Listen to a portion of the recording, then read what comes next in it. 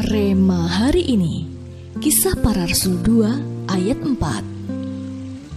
Maka penuhlah mereka dengan Roh Kudus, lalu mereka mulai berkata-kata dalam bahasa-bahasa lain, seperti yang diberikan oleh Roh itu kepada mereka untuk mengatakannya.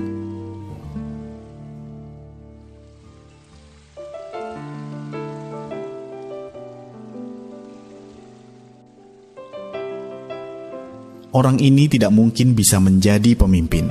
Demikianlah hasil analisa seorang ahli ketika mengadakan tes IQ terhadap Tan Tau Jan, yang saat ini kita kenal sebagai Bapak Pendeta Obaja Tanto Setiawan.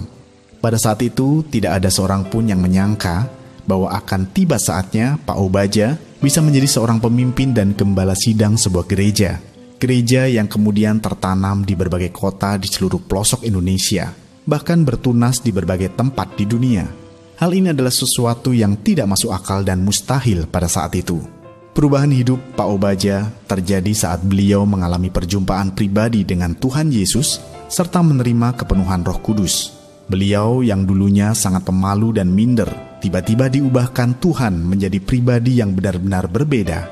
Sampai-sampai para kerabatnya yang belum percaya Tuhan pun bisa mengakui bahwa Pak Obaja yang sekarang ini bukanlah orang yang mereka kenal sebelumnya. Mereka melihat ada sesuatu dalam hidup Pak Obaja yang mengubahnya menjadi pribadi yang berbeda.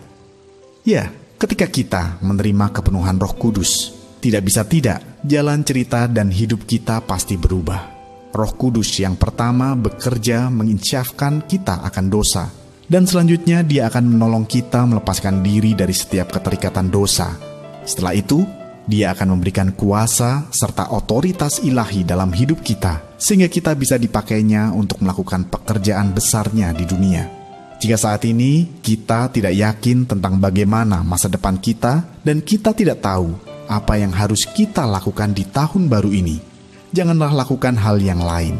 Jangan minta petunjuk kepada ahli-ahli dunia, tetapi mintalah Roh Kudus memenuhi hidup kita. Ketika kita mengalami kepenuhan Roh Kudus, itulah titik awal saat Roh Kudus menguasai dan menuntun hidup kita, sehingga jalan dan cerita hidup kita di tahun 2021 ini akan penuh dengan kepastian serta kemenangan. Sudahkah Anda sungguh-sungguh menerima dan mengalami Roh Kudus dalam hidupmu? Hal luar biasa apa saja yang sudah Tuhan kerjakan atasmu saat Anda mengalami kepenuhan Roh Kudus? Apakah komitmenmu untuk terus hidup dan mengalami kepenuhan Roh Kudus? Tulis dan sharingkan.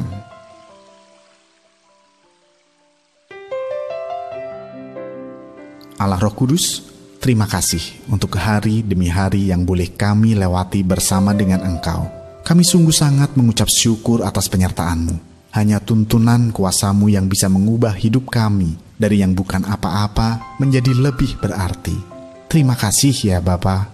Di dalam nama Tuhan Yesus kami berdoa. Amin.